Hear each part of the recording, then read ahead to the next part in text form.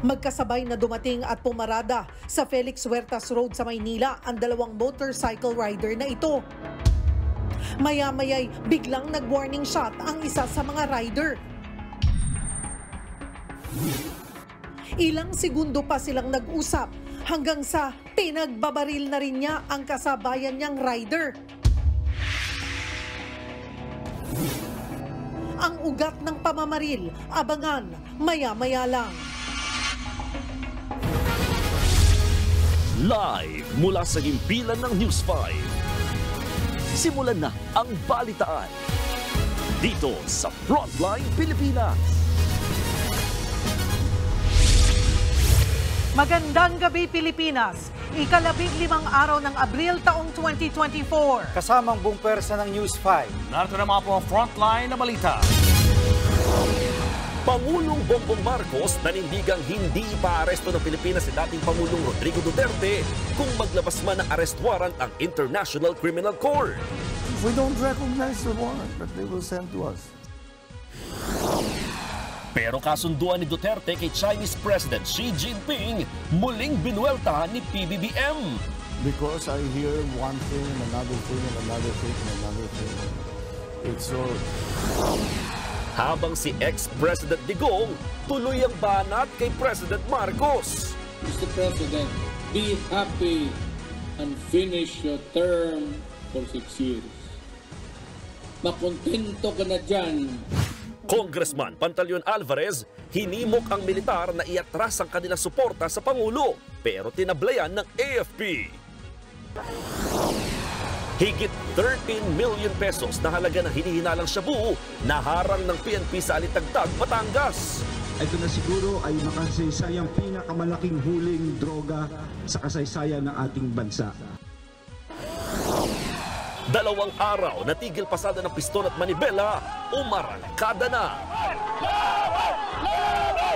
Pero transport groups bigo raw para lisahin ang biyahe ng mga commuter ayon sa MMDA. Barko ng China, bumuntot lang daw at hindi ginambala ang convoy ng Pilipinas na nagsasagawa ng underwater survey sa Scarborough Shoal. Ayon yan mismo sa National Task Force for the West Philippine Sea. 4 na Pinoy kabilang sa mga tripulante ng barkong hinijack ng Iran sa Gulf of Oman. 3 bata nalunod habang naglalaro sa dalampasigan sa Davao City. At sa Frontline Showbiz, nalalapit na ending ng hit K-drama Queen of Tears, trending. Hindi raw kasi happy ending. Higit 13 bilyong pisong halaga ng shabu ang nasabat sa loob ng isang van sa Alitagtag, Batangas. Yan na ang pinakamalaking halaga ng drogang nakumpiska sa kasaysayan ng bansa. Nasa frontline ng balitang yan, si Brian Castillo. Sa unang tingin, mukhang ordinaryong parcel na i-deliver ang mga sako-sakong container na ito sa Alitagtag, Batangas. Pero lahat yan, naglalaman ng hinihinalang shabu. Ayon sa mga pulis, alas 8 ng umaga, nang sitahin at harangin sa checkpoint sa barangay Pinagpurusan ang isang kulay silver na van. Aligagaraw ang driver ng van matapos siyang hinga ng lisensya. Napansin din ng mga otoridad na mayroong nakatakip na tarpal sa likod nito. Nang tanggalin ito, tumambad ang mga sako-sakong plastic container. Tinatayang mahigit 2 tonelada ng hinihinalang shabu ang nagkumpiska mula sa van. Nagkakahalaga yan ng 13.3 billion pesos. Ito na siguro ay makasaysayang pinakamalaking huling droga sa kasaysayan ng ating bansa. Lumalabas sa initial screening test na kinonduct ng PDEA na ang confiscated na mga drugs ay nag-test ng positive sa methamphetamine hydrochloride. Personal na inspeksyon ni na Interior Secretary Benner Abalos at PNP Chief Romel Francisco Marbit ang mga nakumpiskang droga. Tumanggi sila magbigay ng iba pang detalye tungkol sa nasabat na shabu dahil may iba pa raw silang operasyon kaugnay nito. Inaalam pa kung saan galing ang shabu at kung saan ito dadalhin. Pero nanggaling daw ang van sa bayan ng Santa Teresita. Nagpa-media lang kami just to show to you na intact ito. For me, what is important right now ay ma-inventaryo kagad ito, idaan sa tamang proseso at immediately i-destroy kagad ito, sirain kagad ito.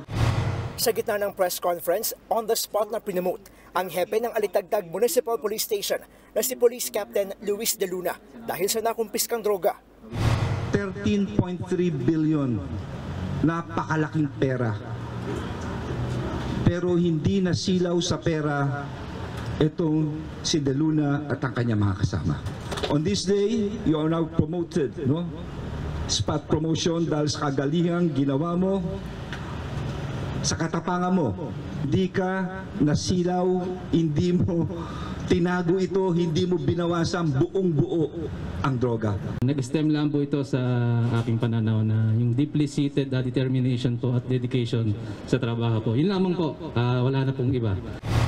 Tumanggi namang magbigay ng pahayag ang inarestong driver ng van. Mahaharap siya sa reklamong paglabag sa Comprehensive Dangerous Drugs Act. Nagbabalita mula sa Frontline. Brian Castillo, News 5. Nasunugan ang mahigit 100 residente sa Baguio. Kasamang nasunog ang mga kable ng kuryente. Nasa frontline na balitang yan, si Rainiel Pawid. Nagngangalit ang apoy sa tindahang ito sa barangay MRR Queen of Peace sa Baguio. Nahirapan ang mga bumbero na makontrol ang apoy. Mabilis ang pangyayari. Gumapang ang apoy pati sa mga kapitbahay. Natupok rin ang mga kable ng kuryente. Nagbayanihan ang mga bumbero at residente sa pag-apula sa apoy. Ayon sa mga residente, pasado alas 5 na madaling araw nitong Sabado nang sumiklab ang apoy. Karamihan sa mga natupok, mga paupahang bahay. Ang ilan, mayroong naisalbang gamit. Pero si Maybelline Gonzalez, natupok ang lahat ng gamit. Nagising na lang kami kasi may mga sumisigaw, tapos may, ayun nga yung sa taas namin, nagtatakbuhan. Kaya paglabas namin, nakita namin malaki na yung sunog. Alas 8 ng umaga nang ideklarang fire out ang sunog. Mahigit 100 residente ang apektado, katumbas yan ng 14 na pamilya.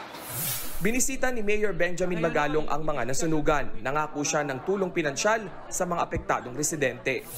Nasa 3.5 million pesos sa mga ari-ari ang natupok habang inaalam pa rin ang sanhi ng apoy.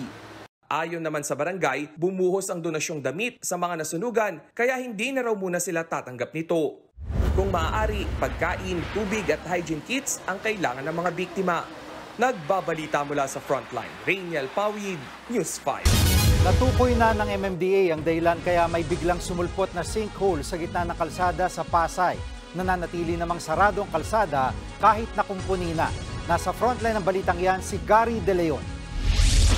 Usad pagong na trapiko ang bumungad sa maraming motorista sa bahagi ng Salis Street sa NAIA Terminal 3 sa Pasay kaninang umaga. Isinara ng MMDA ang eastbound lane ng naturang kalsada dahil sa sumulpot na sinkhole kahapon. Halos 3 metro ang lapad ng hukay. Kasya riyan ang isang kotse. Karamihan sa mga naperwisyong motorista ay mga nagsundo ng pasahero sa Terminal 3 at patungo ng Salis Bridge, BGC sa Taguig at South Luzon Expressway. Baka trip, nagulat ako. Nagulat po kami na mayroong pabirya sa daan. Inaayos naman ng Department of Public Works and Highways ang sumulpot na sinkhole. Kahapon, nilimas nila ang tubig mula sa hukay. Base sa inisyal na investigasyon, tumagas ang tubig sa isang tubo. Dahilan kaya lumambot ang lupa at nagkaroon ng sinkhole.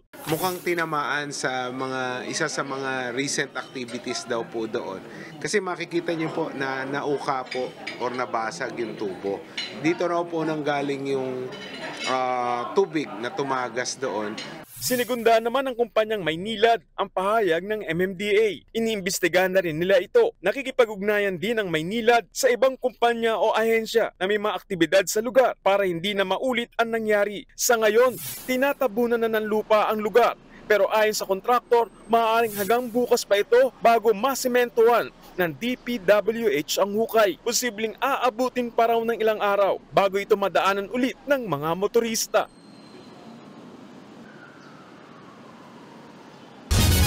Dead on the spot ang isang rider matapos pagbabarilin sa kalsada sa Maynila. Ang gunman mukhang kakilala ng biktima. Nasa frontline ng balitang yan, si Dave Abuel. Magkasabay na dumaan sa Bangbang Street sa Maynila ang dalawang motorcycle rider na ito nang masapol sa CCTV mag-alas 9 kagabi. Pagkanan nila sa Felix Huertas Road, huminto ang dalawa sa kanto. Bumaba naman ang isa pa. Binuksan niya ang compartment ng kanyang motor, tila may kinuha at nag-warning shot. Matapos niyan ay ilang segundo pang nag-usap ang dalawa.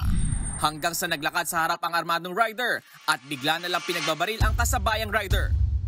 Bumagsak ang biktima at ang kanyang motor. Dali-dali namang tumakas ang suspect. Dead on the spot ang lalaking nakitaan ng ilang tama ng bala sa katawan. Ayon sa barangay, 5 putok ng baril ang narinig nila mula dito sa kanto ng Felix Huertas at Bangbang Street. Hindi nila residente ang biktima at posibleng napadaan lang sa lugar. Sa ngayon ay hindi pa matukoy ang motibo sa krimen. Parang nag-uusap sila eh. Siguro mga 15 seconds na anong gano'n eh. Ayun na lang nakita namin na bumunot ng baril sa dito sa waist niya galing eh. Sa tingin ko pag i-analyze natin yung parang magkakilala eh. Parang kasi syempre iba yung reaction ng parang sila pag nag-uusap sila parang normal eh. Sinubukan ng News 5 na hinga ng panayam ang pamilya ng biktima pero tumanggi na silang magsalita. Nagbabalita mula sa Frontline, Dave Abuel, News 5. Bawal nang dumaan ang mga e-bike, e-trike at iba pang katulad na sasakyan sa mga pangunahing kalsada sa Metro Manila. Simula sa Miyerkules, titikitan ang mga lalabag. Nasa Frontline na balitang yan, si Gio Robles.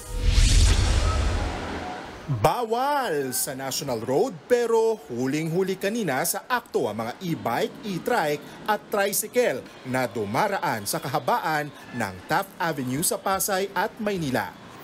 Bukod sa mga yan, bawal sa mahigit 20 national roads ang mga pedicab at kuliglig. Sa kabila niyan, marami pa ring ayaw paawat. Gaya ng e-rider na si Vicky, pinapang-service niya raw ang e-trike papasok ng paaralan ng kanyang 4 na anak.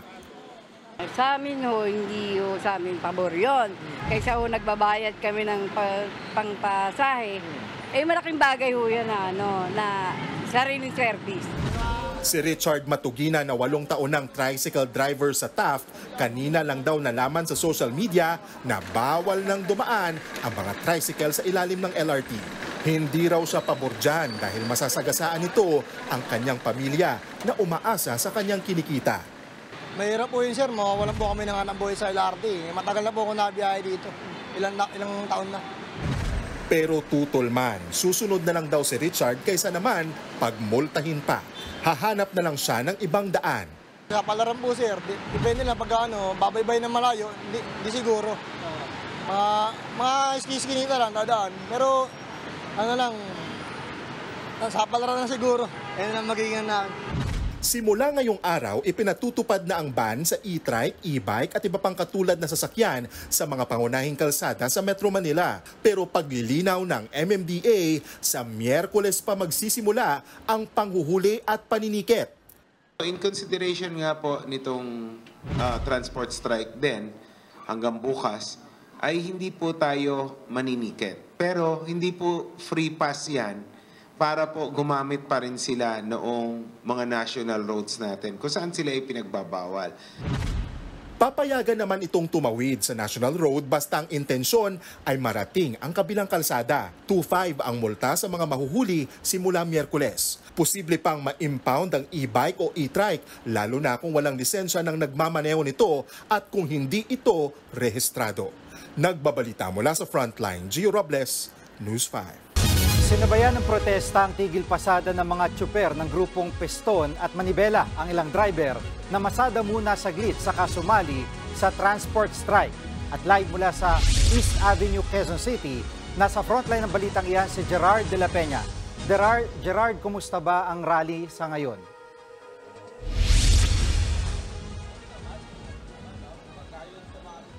Jiggy, nagdesisyon muna ang Piston at ang Manibela na pansamantala muna maghiwalay dun sa kanilang caravan na isinasagawa. At sa ngayon ay nandito ang grupo ng Manibela sa harap ng tanggapan ng LTFRB dito sa East Avenue para isagawa yung kanilang protesta. Itong mga protestang ito ay bahagi ng kanilang pagtutol sa franchise consolidation sa ilalim ng PUV modernization program ng pamahalaan. Mahabang pila ang sumalubong sa daan-daang commuter sa may Philcoa sa Commonwealth Avenue sa Quezon City. Ayon sa mga pasahero, normal na ito dito. Pero mas matagal ang paghihintay ngayon dahil sa 2 araw na tigil pasada. Grabe kasi kahirap sumakay ngayon kasi puro siksikan eh. Sa bagay, araw-araw naman daw, pero ngayon napakahirap kasi sa ngayon eh. Ang ilang jeepney driver, pumasada saglit, pero sasama rin sa strike pagkatapos. Sama rin po kami. Ngayon po, ba't kayo bumiyahe po? Para man lang kahit tayong pagkain. Bandang alas 3:30 ng hapon, tumulak na papuntang Menjola ang mga grupo. Patadaanin niyo ba kami? Hindi. Paradaanin namin kayo. Anong oras, sir? Paglabas pa lang ng University of the Philippines Diliman, hinarang na sila ng mga pulis. Kaya nagdulot ito ng pagsisikip ng daloy ng trapiko sa Commonwealth Avenue. Dumaan din sila sa harap ng main office ng Land Transportation Franchising and Regulatory Board, papunta sa Menjola. Nagsisimula pa lamang po tayo dito sa ating laban. Bago mag-May 1, asahan po natin na mas marami pang kilos protesta. Mas marami pa ang sasama sa atin. At mas marami pa ang magigising dito sa bulok na programa, palpak na programa ng gobyerno. Sa Caloocan, may mga jeep pa rin pumapasada habang ang ilang kasamahan nila ay nagpoprotesta.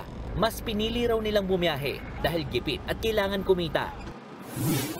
Ganyan din ang sitwasyon sa Maynila. Nagdesisyon ng samahang Agua Joda o Agoncillo Guadalupe Jeepney Operators and Drivers Association na bumiyahe muna ngayong umaga. Pero pagkatapos daw ng ilang biyahe, ay paparada na rin ng higit 50 na units ng samahan bilang pakikiisa sa strike.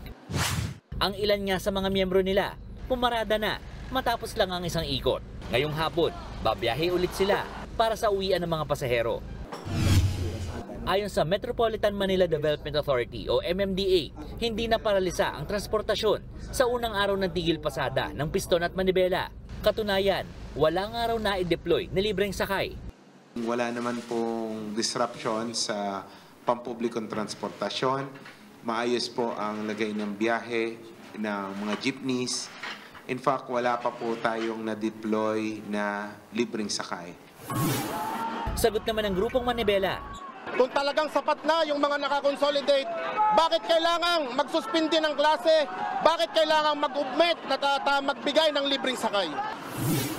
Ang LTFRB naman, nakabantay sa mga posibleng panghahara sa mga tsuper na hindi sasali sa transport strike. May paalala sila sa mga tsuper na hindi sumali sa kooperatiba pagsapit ng May 1. Dahil wala na po silang prangkisa, pwede na po silang patigilin sa kanilang pagbiyahe comes May 1. At yan po ang gagawin ng LTFRB at ang ibang sangay ng gobyerno.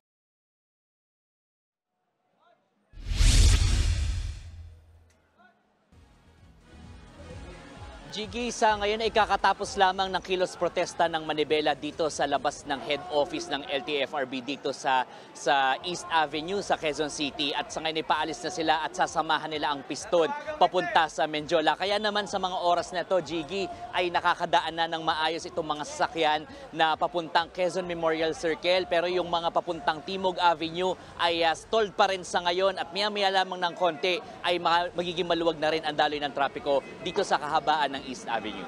Jiggy. Maraming salamat, Gerard de la Peña. Muling nagsorry si dating Ilocos Sur Governor Chavit Singson dahil sa pagdaan ng kanyang convoy sa EDSA busway. Personal na bumisita ang dating gobernador sa tanggapan ng MMDA para humingi ng paumanhin. Hindi raw dapat tularan ang kanyang ginawa. Babayaran din daw niya ang kaukulang 5,000 pisong multa. Bukod pa riyan, nagbigay din siya ng 200,000 pisong pabuya para sa mga enforcer na nanghuli sa kanya. Paglilinaw ni Singson, hindi yan suhol kundi donasyon. Tinanggap naman ng MMDA ang donasyon ni Chavit. Niresebuhan nila ito para ilagay sa general funds ng ahensya. Tingin naman ni Civil Service Commission Commissioner Eileen Lizada, labag sa batas ang pagbibigay ni Singson ng pabuya. Dapat daw dumaan muna sa Department of Budget and Management ang perang pumapasok sa mga ahensya ng pamahalaan. Try to imagine there will now be another source of money coming in na dapat hindi. Na yung mga enforcers, bayad na po sila ng bayad na po kami ang aming sweldo ng taong bayan. And you do not have to reward us for doing our work. Pagbibigay ako ng pabuya para lalaki ang multa, para mabawasan ang kasalanan ko. Public naman to, ang suhol, tinatago. Ito hindi tinatago. So bahala na mga lawyers ni Chairman kung paano gagawin.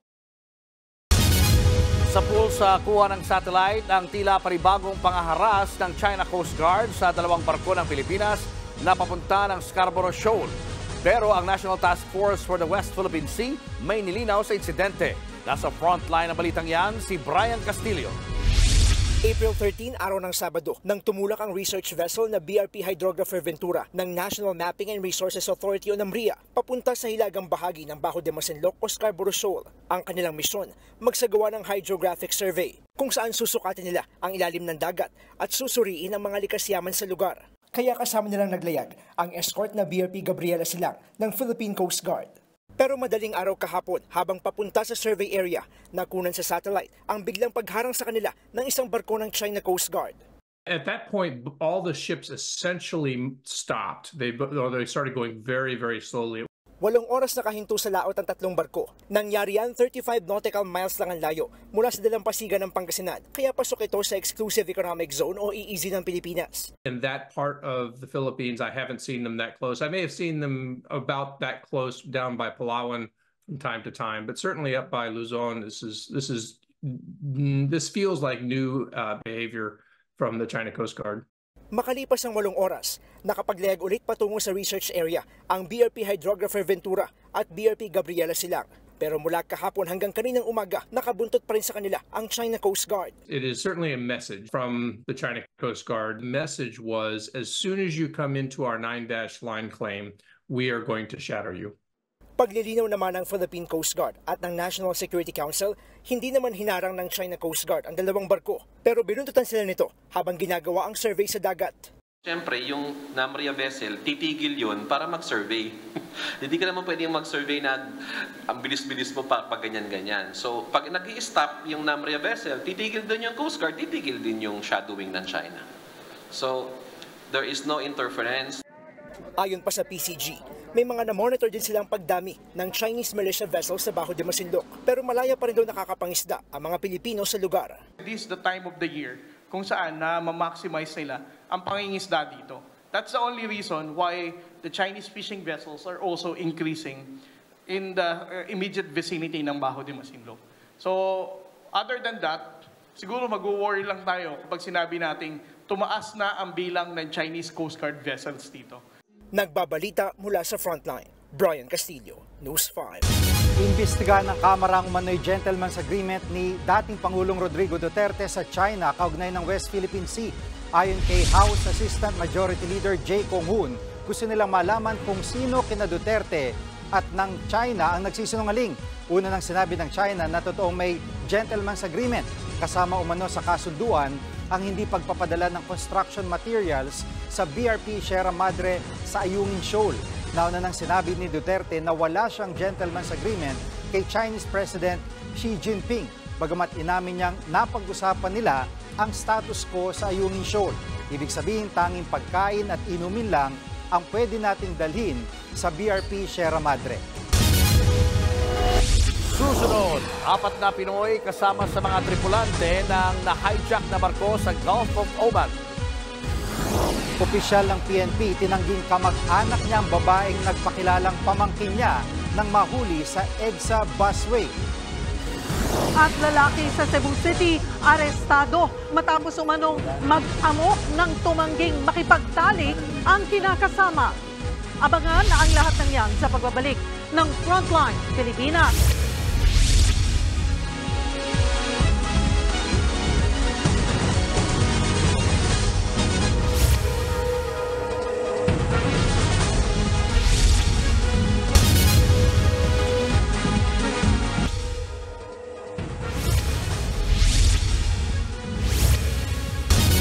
Pinatikos ulit ni dating Pangulong Rodrigo Duterte si Pangulong Bongbong Marcos sa dinaos na prayer rally sa Davao.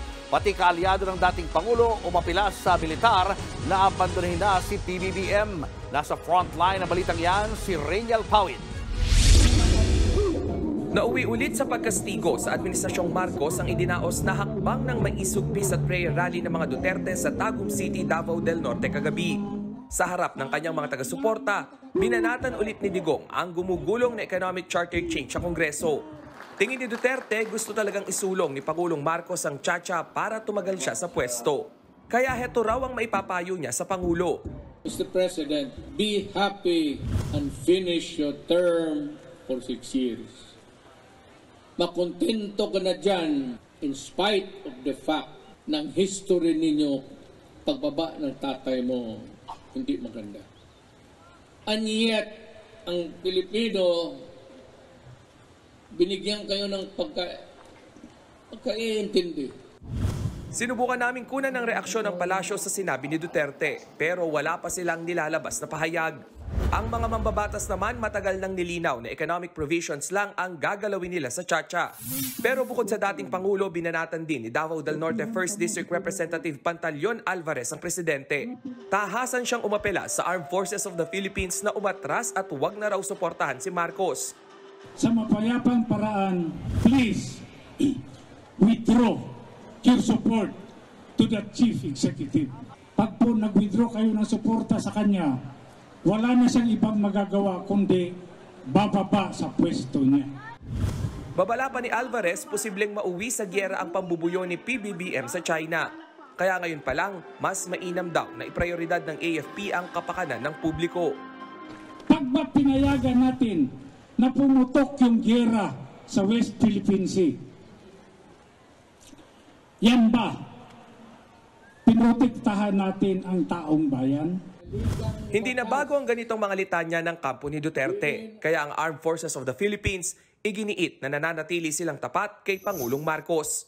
Our answer is always the same, that the AFP remains to be a professional organization. Susundan namin yung mga utos ng ating Commander-in-Chief, who is also our President. Nagbabalita mula sa Frontline, Rainiel Pawid, News 5. Hinarang ang 3 bangkang sangkot sa illegal fishing sa dagat na sakop ng Eastern Visayas. Sa joint patrol ng Philippine Coast Guard at Bureau of Fisheries and Aquatic Resources, nahuli ang 2 sa 3 bangkang gumagamit ng tinatawag na hulbot-hulbot sa iyang uri ng fishing gear na pinagbabawal dahil mayroon itong bakal na pampabigat sa lambat na nakakasira ng bahura.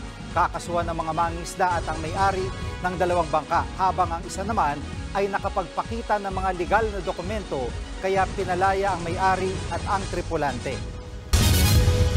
Itinanggi ni Police Major General Mario Reyes na kamag-anak niya ang babaeng nagpakilalang pamangkin niya nang mahuli sa EDSA busway noong nakaraang linggo. Ayon kay Major General Mario Reyes na siyang Director for Logistics ng PNP, hindi raw niya kilala ang babae. Dagdag pa ng PNP official, hindi katanggap-tanggap ang paggamit ng pangalan o reputasyon ng mga pulis para lang makaiwas sa pananagutan. Nakakasira daw ito ng integridad ng PNP. Nakikipag-usap na raw siya sa kanyang mga abogado para makasuhan ang babaeng motorista. Huwebes ng gabi nang masita ang nasabing babae matapos dumaan sa southbound lane ng EDSA busway sa Guadalupe, Makati. Iginiit niya sa enforcer na isa siyang militar at pamangkin siya ni Major General Reyes. Ayon naman kay PNP spokesperson Colonel Jean Fajardo, parte man ng militar o hindi ang motorista, kailangan niyang managot sa batas.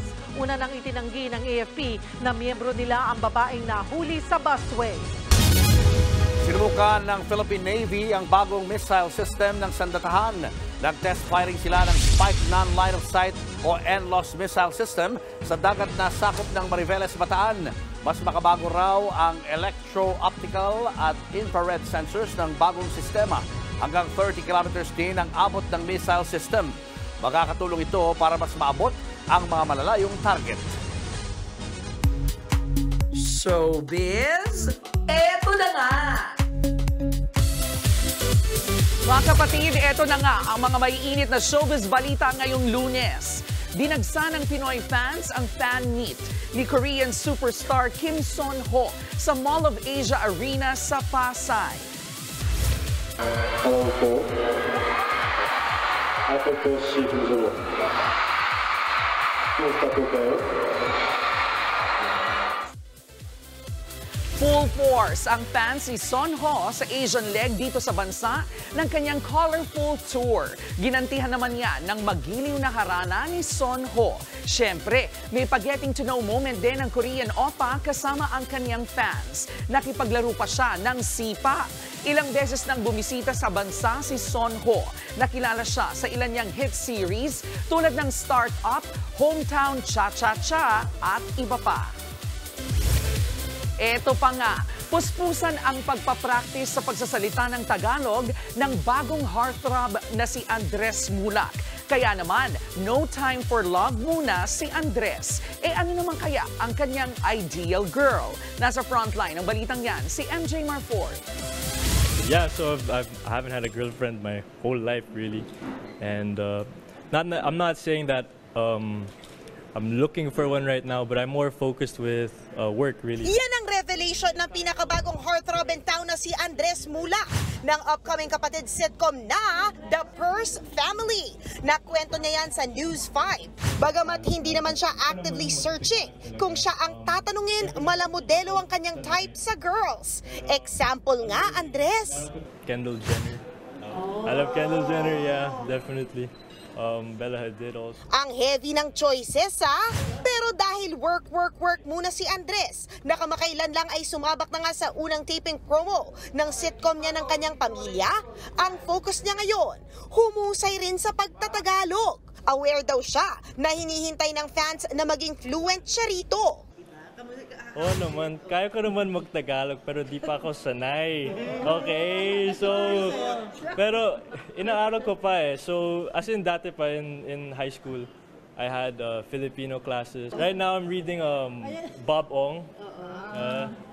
So if you guys know the book, nakakabasa ka pala, right? Yes! Kung ang kambal niyang si Atasha sa hosting nakafocus, si Andres naman sa acting sa sabak. So sino-sino nga ba ang leading lady wishlist niya? I just can't give you a name. I'm not sure. Showing na ang The Purse Family sa TV5 sa May. Nagbabalita mula sa Frontline, MJ Marfori, News 5. Eto pa nga magtatambal sa isang pambihirang pelikula, sina J.M. de Guzman at Lovie Poe. Para po yan sa upcoming Regal Entertainment film na Guilty Pleasure. Makakasama nila rito ang aktor na si Jameson Blake. Ang tatlo, aminadong na-challenge sila sa pagganap sa proyekto. Gaganap kasi silang mga abogado. Si JM, bagamat hindi na bago sa pagganap na lawyer, gaya ng role niya ngayon sa Linlang, itinodo niya ang paghahanda para sa Guilty Pleasure. Sabi naman ni Lovie, excited siya lalo na't first time niyang makakatrabaho sina JM at Jason. I'm very excited kasi nga iba din yung tema nito. It's something deeper, so it's more for like adult in such a way na parang iba nga yun since we're playing lawyers here. I'm very nervous kasi it's something that I've never done before, especially playing a lawyer. Susunod, voter registration dinala ng COMELEC sa mga kampo ng MILF sa Maguindanao. Dagdag kay alaman, paano at bakit nga ba nagkakaroon ng sinkhole? At K-drama na Queen of Tears, inaabangan na ang nalalapit na pagtatapos. Panawagan ng fans, bigyan ng happy ending yan. Yan na di ba pa sa pagbabalik ng Frontline Pilipinas.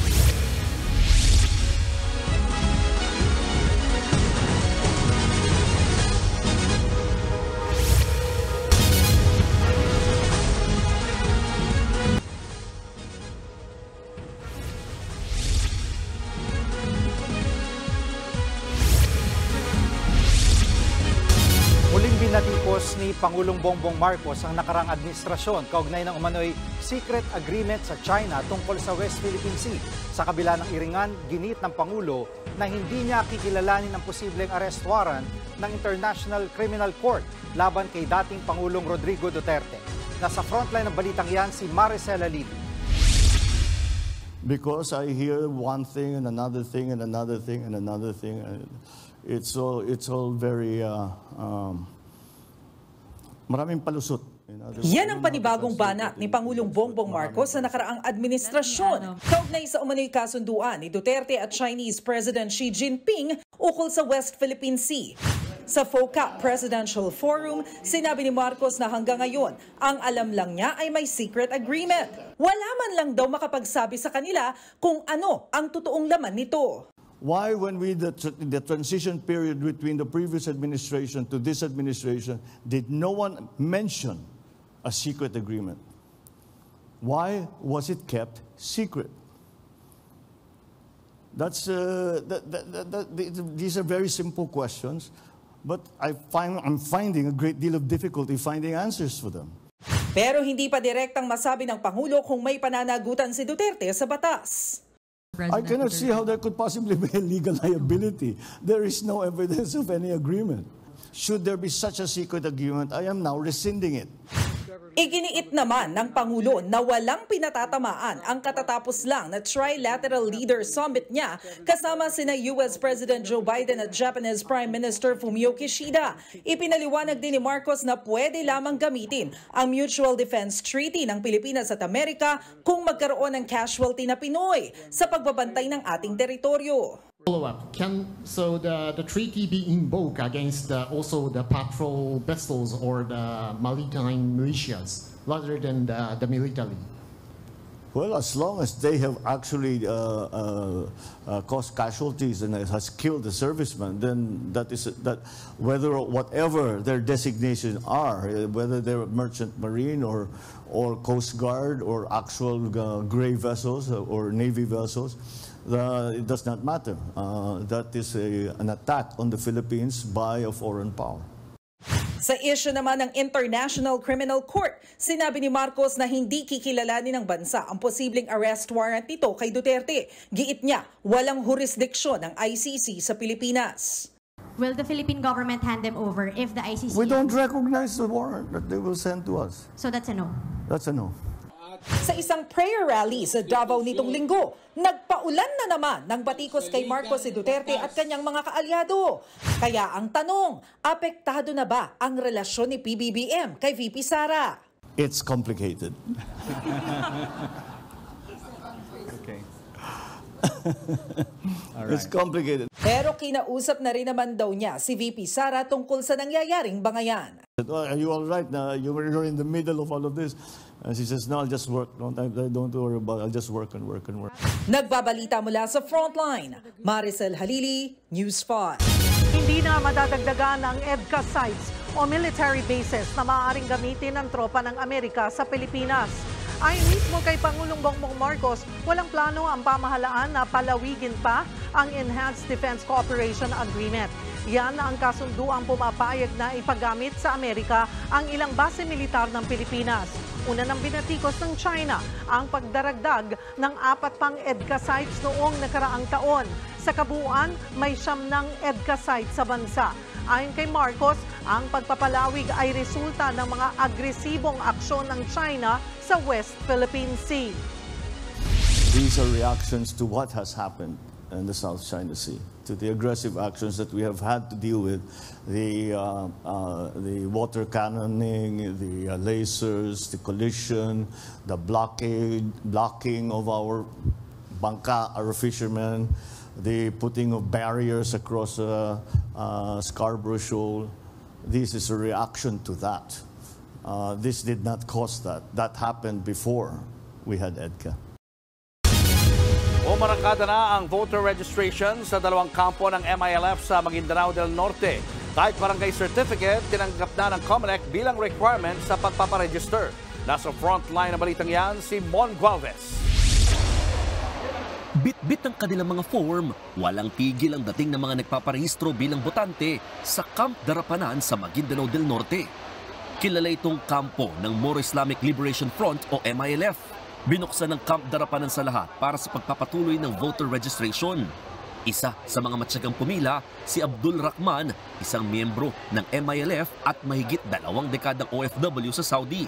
Aminado siyang nanibago sa proseso. Nakaka-nervous po kasi for the first time na magparehistro. At saka never pa ako nakaboto. Si Sapal Damantek naman, ngayon lang din nakapagparehistro matapos tumira ng ilang taon sa bukid. Kung ano man ang yung patakaran ng BAM, sumusunod ako. Hindi ko ano sa BAM kasi ako matanda na ako. Ang sa isip ko, kasi matanda na ako, kahit mamatay ako, doon ako mamatay sa mabuting kalagayan. Mas pinadali rin ng COMELEC ang pagpaparehistro dahil kahit barangay certification, tinatanggap nilang requirement. Dito mismo sa pinakasentro ng Camp Darapanan, ginawa ng COMELEC ang pagpaparehistro. Noon, hindi maikaila ng mga taga rito na iniwasan at kinatakutan ng lugar bilang kampo ng MILF. Pero bilang bahagi na nagpapatuloy na peace process, pinilit ng COMELEC na makahikayat pa ng dagdag na botante mula mismo rito sa lugar. Aminado ang pamunuan ng BARM, hindi naging madali sa kanila na magparehistro at makaboto noon, dulot ng takot lalo na para sa mga nakikipagbakbakan na miyembro ng MILF. Yung mga combatant ay dahil takot sila na pumunta ng kwan, ayaw nila na ma-kwan sila, ma-intercept sila. Ayaw nilang mabulgar yung kanilang identity, yung iba. So hindi sila gustong mag-register. Pero ngayon, hindi na yung mangyayari kasi they are already confident na partnership na ang gobyerno at ng Moro Islamic Liberation. Sa issue naman ng double registration, sinigurado ng COMELEC na sinasala nila mga nagpaparehistro. May mga naging alias kasi ang mga miyembro ng MILF noon bago magbalik loob sa gobyerno.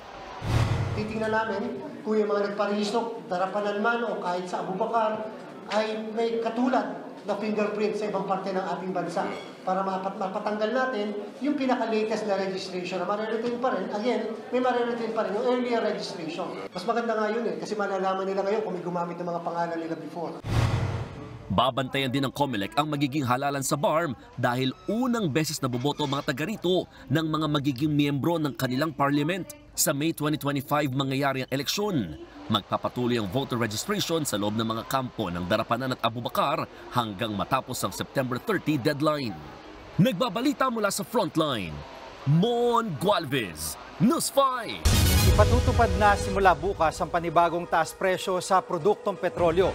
40 centavos ang madaragdag sa kada litro ng gasolina habang 95 centavos naman sa diesel. Sa kerosene, 85 centavos kada litro ang itataas. Ito na ikalimang sunod na linggo ng taas presyo ng gasolina at pangalawa naman sa diesel at kerosene. Nauna nang sinabi ng Department of Energy na tumitinding sigalot sa Gaza Strip ang dahilan ng pagmahal ng produktong petrolyo.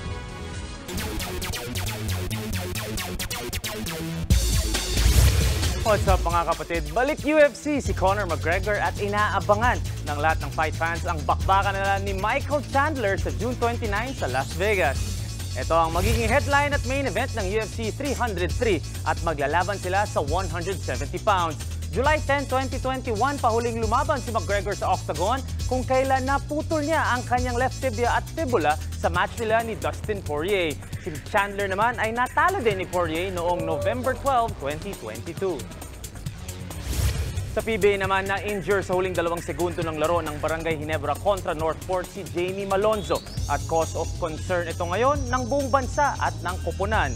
Hindi nakalakad palabas ng court si Malonzo at kinailangan siya buhatin ng kanyang teammates pabalik ng dugout. Ayon kay Coach Tim Cone, hindi pa daw sigurado ano ang nangyari kay Malonzo pero nag-hope lahat na hindi ito injury sa kanyang Achilles. Sa ngayon daw magpapahinga muna ang Gilas forward ng ilang araw pero hopefully hindi ito magtagal. We can't afford to lose him, sabi ni Coach Tim.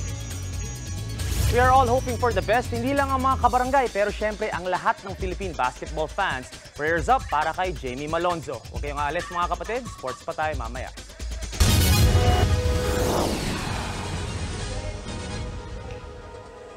Susunod, pagpapalaya sa 4 na Pinoy na na-hijack na barko sa Gulf of Oman, inaasikaso na ng pamahalaan. Kapatid news anchors at host na ginagawa ng AI o Artificial Intelligence para gamitin sa mga scam na dagdagan pa.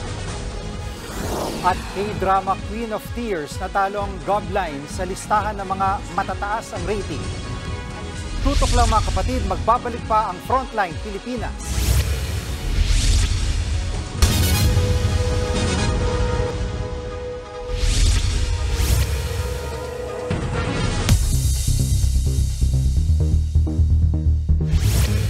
Dalawa na ang umaatake sa Israel, ang Hamas pati ang Iran. Dahil sa umiinit na tensyon, pinaiwasan na sa mga Pilipino roon ang mga ginigerang lugar sa Israel. Ang Frontline News Abroad sa report ni Rainiel Pawid.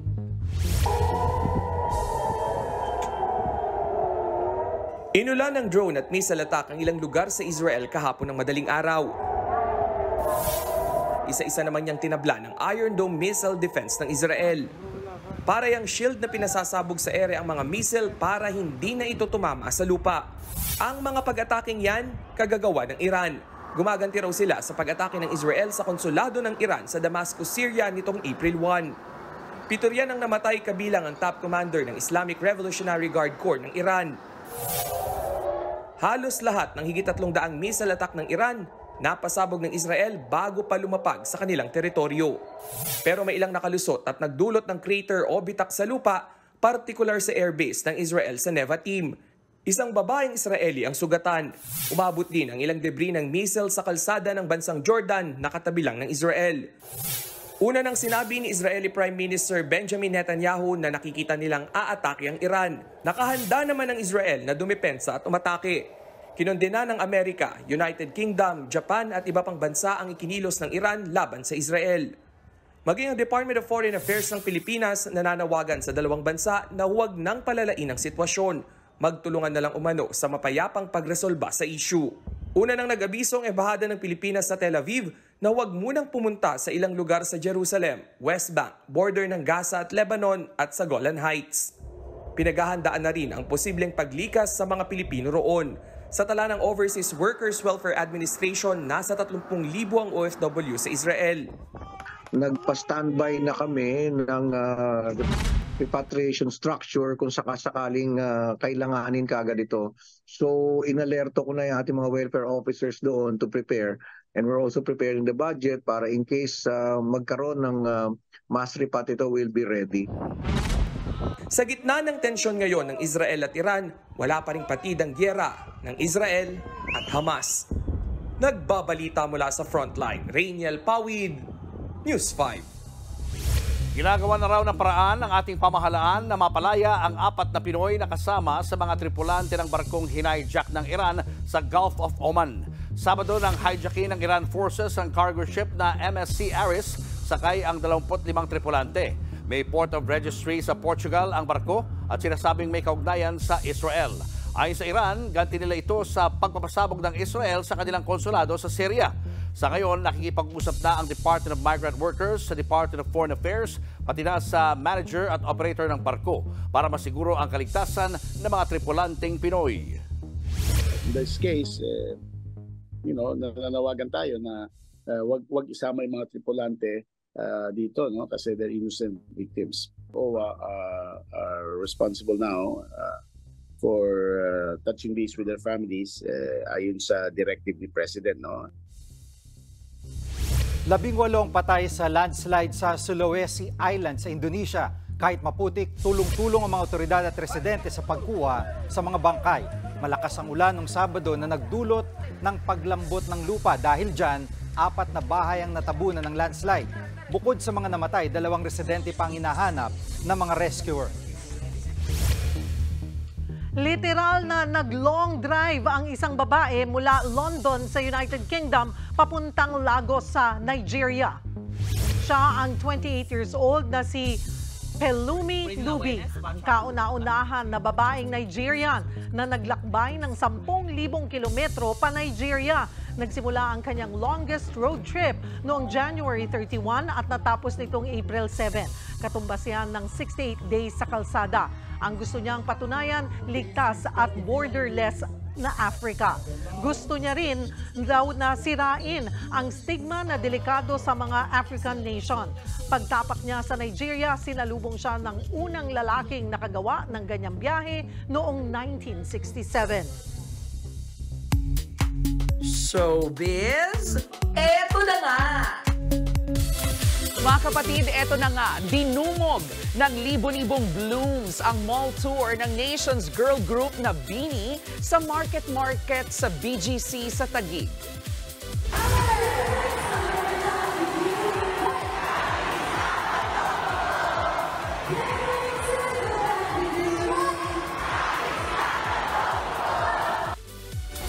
Ang kanilang fans, game na nakisabay to the tune of their hit song na Pantropiko. Ang ilan nakipagsabayan pa sa sayawan on stage na sa kanila namang bagong kantang Salamin Salamin. Ang mall show na yan ay para sa promotion ng album ng girl group na pinamagatang Tala Arawan. Ito pa nga, instant hit ngayon ang comeback drama ni Korean superstar Kim So-yoon kasama si Kim Jo-won sa Netflix series na Queen of Tears. Pero ang fans, nababahalang hindi raw magiging happy ending ang serye. Nasa frontline ng balitang yan, si MJ Marfori. 진짜 이상하지. 사랑해서 결혼하는데 May kilig! 결혼하면 왜 사랑을 안 하지? 점이니까. 내가 말했지. 오버하지 말라고. 지금 당장 오시랍니다. With matching kulit! 갑질을 하고 있다. 제가 1년에 15번인데요. At balde-balding luha. Kaya naman, no wonder instant hit ngayon ang comeback sa K-drama ni Kim So-yoon kasama si Kim Ji-won na Queen of Tears. At sa nalalapit itong pagtatapos, trending ang serye. Ang usap-usapan kasi, hindi raw happy ang ending ng kwento. Oh no! Ang K-drama baka maging K-trauma. Every episode ng show, talagang kinakapitan at tinututukan ng K-drama fans around the globe. Kaya naman, ang show, second highest rater na sa kasaysayan ng mother broadcast station nito sa Korea na TVN. Ang power! Naungusan nito ang rom-com fantasy drama na Goblin. Naunguna pa rin ang Crash Landing on You. In fairness, iba talaga kapag si Super Oppa Kim So-yoon ang nagki-K-drama comeback. Partida! Nachika pa niya sa News 5 noon na nangangapa pa siya sa muling pag-shoot ng project. 저는 기억에 남는 게 이제 I recall, back when we were shooting in Germany for the show, I had to be comfortable again. And it's been a long time since I act and tape a series overseas. I think it had to do with being unfamiliar. I was having difficulty on set, and I wasn't able to concentrate. Sa ngayon, napapanood pa rin ang Queen of Tears sa Netflix. Nagbabalita mula sa Frontline, MJ Marfori, News 5. Ito pang isang trending, ang kabubukas lang na Instagram ng aso ni BTS member Jungkook na si Bam. Kahapon, gumawa ng IG account si JK para sa kanyang Doberman. At wala pang isang araw, ang followers ni Bam umabot na sa mahigit 3.4 million. Sa isang post si JK sa Weverse, sinabi niyang hindi na siya makapagyabang tungkol sa kanyang sarili. Kaya ang kanyang baby na lang ang kanyang ibabrag. Sa ngayon, tuloy-tuloy pa rin si JK kasamang iba pa niyang co-Bangtan boys sa military service. Susunod, Frontline Pilipinas anchor Cheryl Cosim na gamit sa pambubudol gamit ang AI scam. Mukha at boses niya, inaya. Lalaki sa Cebu City, kalaboso matapos bugbugin ang kinakasamang tumanggi umano makipagtalik. At 3 bata nalunod sa dagat sa Davao City. Marami pa kayong mga balitang dapat malaman sa pagbabalik ng Frontline Pilipinas.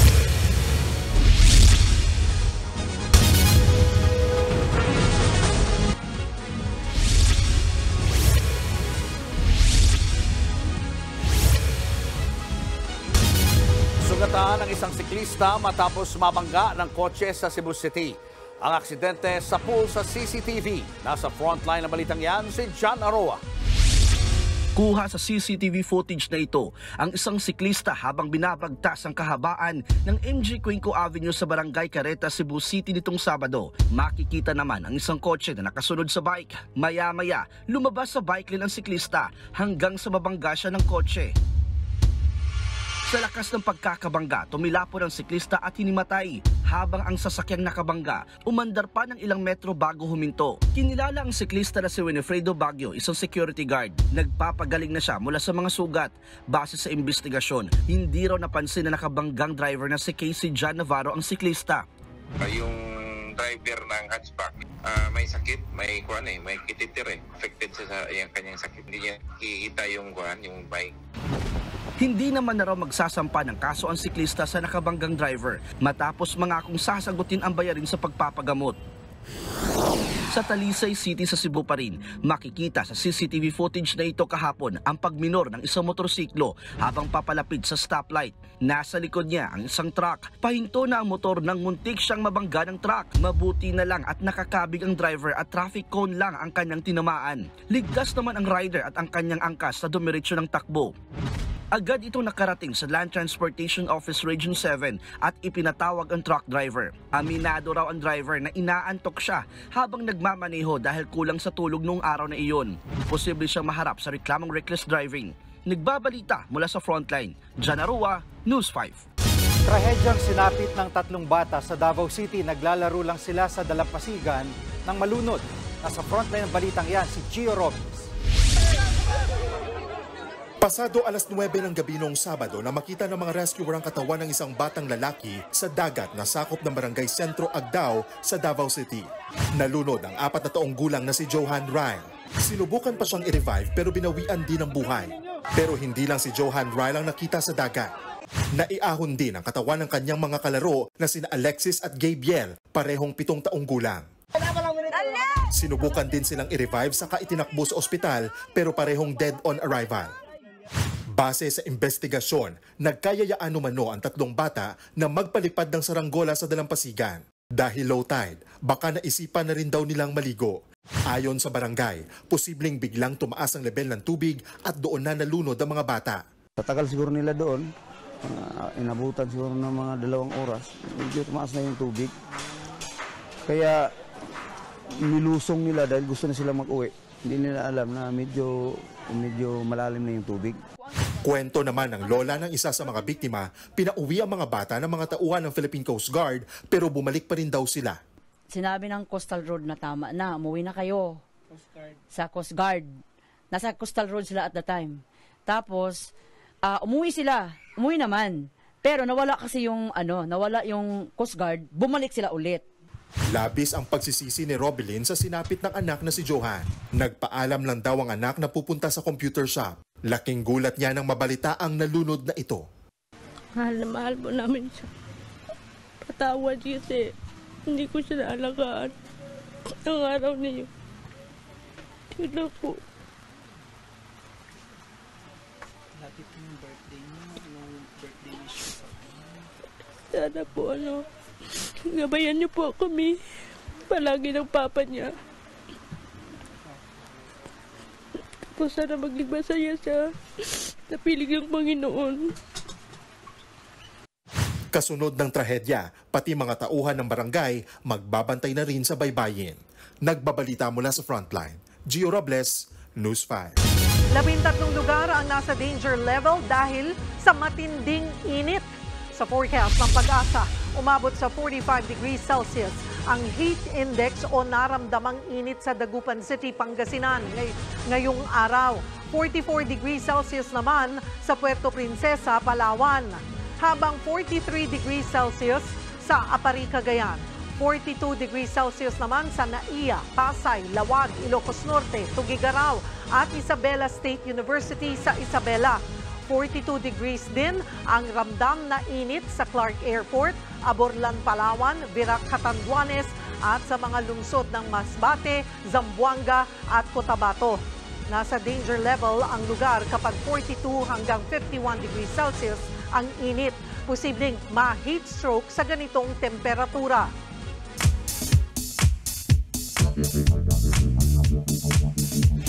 Mga kapatid, kaugnay ng biglang pagguho ng lupa sa Pasay. Pag-usapan po natin itong mga tinatawag na sinkhole. Paano ba nabubuo ang mga ito? Madalas dahil po yan sa tubig. Lalo na kapag umuulan kung saan ang tubig direktang nasisipsip ng lupa. Pumupunta sa pinakailalim at na-erode o gumuguho.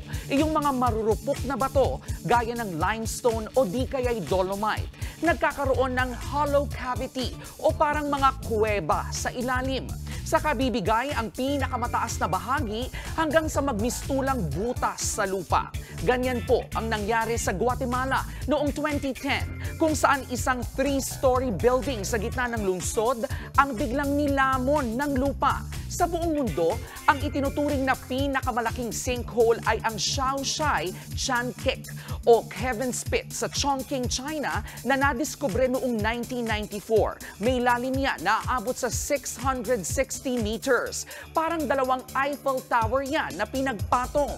Kung may sinkhole sa lupa, may tinatawag din namang blue holes sa ilalim ng tubig na sinasabing nabuo pa noong Ice Age. Ayon po sa mga eksperto, Gaya ng lindol, hindi na pe-predict kung kailan at kung saan lilitaw ang sinkhole.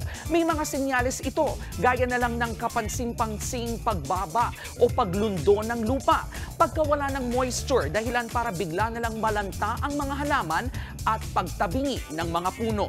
Kaya ang paalala pa rin natin, mahalagang maging alerto, listo at maalam sa mga ganitong klaseng impormasyon.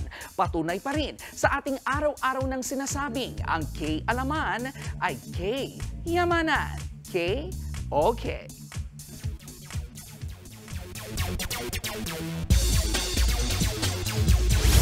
Mga kapatid, set na ang play-in tournament para sa last 2 spots ng parehong bracket sa parating na NBA playoffs.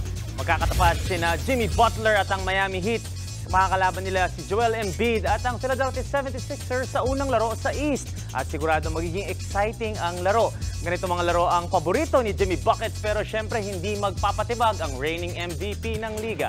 Sa kabilang East matchup, tapatan ang 10th seed Atlanta Hawks at 8th seed Chicago Bulls at parehong sabik makalusot ng playoffs. Sa Wild Wild West, nakaabang ang Laker fans kung makalusot agad sina LeBron sa next round pero kakailanganin nila talunin ang mga bata pero gutom ng New Orleans Pelicans. At 39 years old, may pagkakataon na naman si LeBron James buhatin ng team para sa isa pang matinding playoff run. Nakaabang din ang Warriors fans kung kayanin nila sina De'Aaron Fox at ang Sacramento Kings para hindi na magtagal ang proseso ng pagbalik sa postseason. Sa UAAP, tinalo ng FU Lady Tamaraws ang UST Golden Tigresses para kumpletuhin ang final forecast ng ongoing women's volleyball season.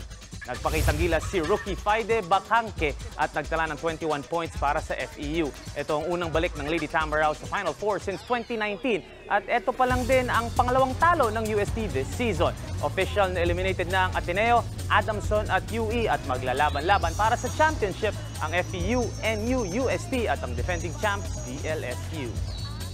At yan ang mga pandiin ng sports news today. It's your sports Tito Mike Reyes. Peace and love. Susunod, Budol Alert. Ating kasamaan sa Frontline Pilipinas na si Cheryl Cosim na biktima rin ng deepfake sa social media. At good vibes baka mo, maaliw sa mga babentang skit online ng ilang netizen sa kwento sang minuto ni Mark Logan. Tuloy-tuloy pa ang makamalawang balitaan sa pagbabalik ng Frontline Pilipinas.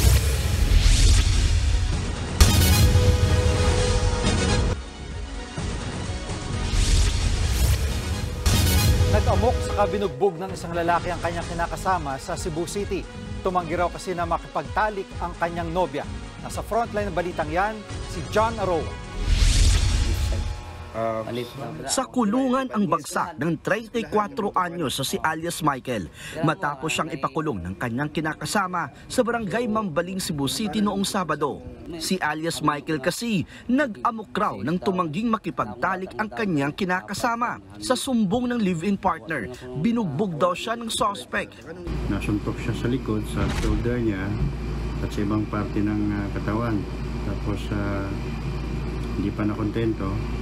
Ayun, nahampas siya ng plastic chair. Base sa investigasyon, lasing din daw noon si alias Michael. Ayon naman sa ina mismo ng suspect, di ito ang unang beses na sinasaktan ni alias Michael ang kanyang kinakasama tuwing uuwi ng lasing. Kaya di na siya pumalag ng ipakulong ang kanyang anak. Kung gusto ng asawa na ipakulong ang lalaki, mas maganda para ma-seminar din yung anak ko. Kasi pag nalalasing, ang hirap pigilan, nag-aamok. Pinagpapalo ko nga yun dahil ang hirap pigilan. Ang iba kong mga anak ayaw na umawat dahil nagwawala talaga siya. Dagdag naman ng biktima, noon pa raw niya naisip na ireklamo si alias Michael dahil sa dinanas na panggugulpi. Pero mariing itinanggi ni alias Michael ang paratang. Di yan totoo, sir. Andyan yung bata ko na dalaga. Magkatabi sila, tapos gusto kong makiusap na mag-sex. Hindi ko rin sila ginulpi. Giit niya, siya pa raw ang binubugbog ng kanyang ka-live-in partner. Ako nga yung nabugbog dahil sinasangga ko ang mga ibinato niya sa akin. Sa huli, nananawagan ang suspect sa kanyang kinakasama na patawarin at wag nang ituloy ang reklamo. Sa ngayon, hinihintay na lang ng pulis ang formal na reklamo mula sa biktima. Posibleng maharap sa reklamong violence against women and their children ang suspect. Nagbabalita mula sa frontline. Jan Arua, News 5. Udol alert! Lalo't ibang level na ang mga panloloko online. Sa pamagitan po ng AI o ng Artificial Intelligence ay ginagaya ang mukha at boses ng mga personalidad para sila po ay makapag-scam. At kabilang sa mga kinopya ay ang ating mga kapatid host at Frontline News Anchors. Narito ang Frontline Balita ni Mon Guaves. Hello everyone, magandang buhay po sa inyong lahat. Ngayong araw po ay pag-uusapan po natin kung ano ang pinakamabisang gamot para sa mga sakit sa atay, apdo at lapay. Ikinagulat ng batikang journalist at Frontline Pilipinas News Anchor na si Cheryl Cosim nang madiskubre ang kumakalat na promotion video niya kuno para sa isang herbal supplement sa Facebook. Kung may sakit po kayo sa liver, gallbladder at pancreas, minor man or malala na, well, ito po ang #1 recommended ng ating mga doktor at experts. Sa itsura ng muka at boses ng nagsasalita, sinong mag-aakala na ang Cheryl Cosim sa video peke o gawa-gawa lang gamit ang Artificial Intelligence o AI. Talagang mukha ko yun, yung boses na boses ko siya, and almost perfect yung pagbuka ng bibig ko. So natakot ako.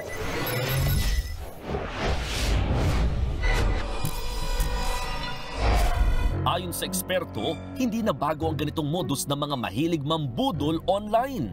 Ang tawag daw dito, deepfake, na kayang gawin sa pamamagitan lamang ng computer o cellphone.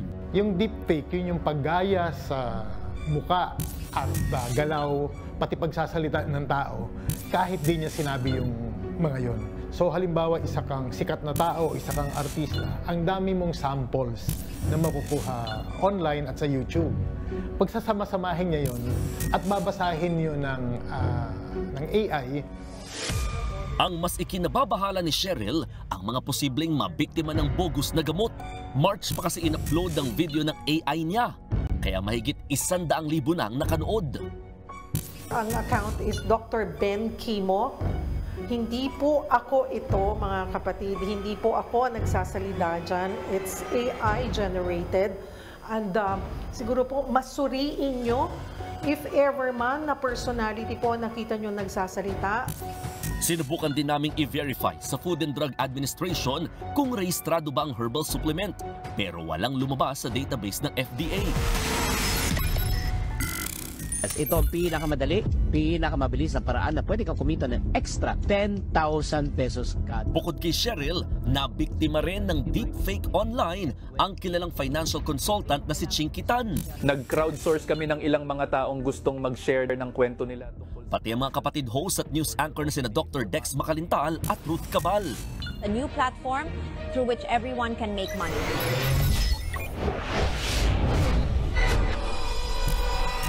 Sabi naman ng eksperto, madalas gamitin ng mga scammer sa AI video ang mga kilalang tao para madaling makuha ang atensyon ng publiko.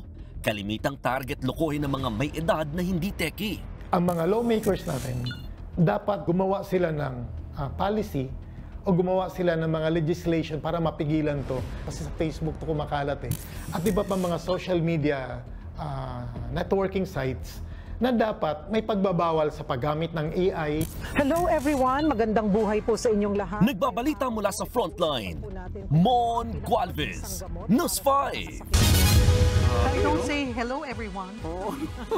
Grabe, natakot ako. Natakot ako. Talagang pinanood ko, sabi ko kuhang-kuha pati yung boses ko. So, pag hindi talaga nag-pay attention ng nanonood. Oo, may engganyo talaga, nabili yung produkto. Kaya nga, in the future, siguro mas may ano pa nila yan, may enhance pa nila yan. Oo, mas mapa-perfect daw nila. Kaya mga kapatid, mas maging mapanuri po tayong lahat. O ito naman, maiba naman tayo. Ito, dun sa gustong mapansin online. Legit. Ito legit. Kanya-kanya na ng pakulo ang mga netizen. At ang madalas na napapansin yung hanip sa storytelling. Ang mga makukulit na entry na yan, tampok sa Kwento Sang Minuto ni Mark Logan.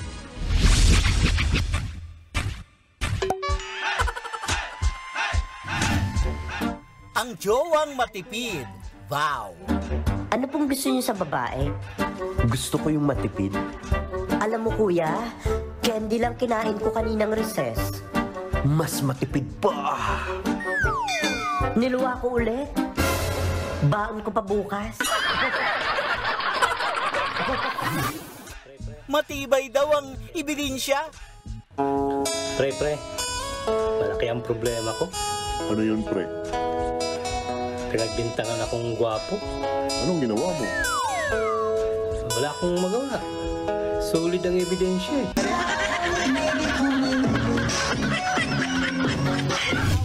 Kapag sweldo pinag-usapan, tatay ko di kayang tapatan. Siyempre, nasa abroad yung papa ko, kaya mataas yung sweldo niya. Eh, yung papa mo ba, saan ba nagtatrabaho? Wala, dito lang, pero 5,000 sweldo niya kada araw. Wow. 5,000 kada araw? Posible naman. Oo. 5,000 kada araw? Ano ba yung trabaho niya? Taga-alaga lang ng baka. 5,000 kada araw, tapos taga-alaga lang ng baka? Oo. Pero pag iyak yung baka, kaargayin niya para tumigil gano'n. La la la, la la la. Ganon kasi yun. 5,000 per day pala. La, ang lala. Nagbabalita para sa Frontline. Mark Logan, News 5. Sinuwiling na mag-babysitter sa baka. 5K. Nakakatuwa yung mga bata. No? Natural na natural lang eh.